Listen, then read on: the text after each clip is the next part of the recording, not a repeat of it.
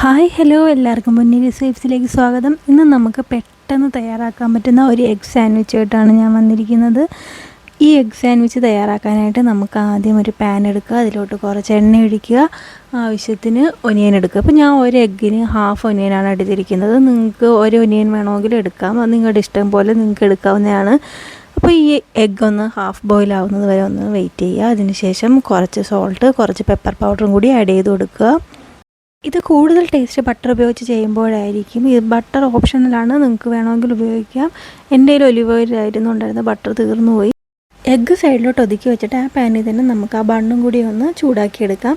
ഞാനിവിടെ എടുത്തിരിക്കുന്ന bun potato ബണ്ണാണ്. അപ്പോൾ ഇതിന് കുറച്ചുകൂടി ടേസ്റ്റ് കൂടുതലായിരിക്കും.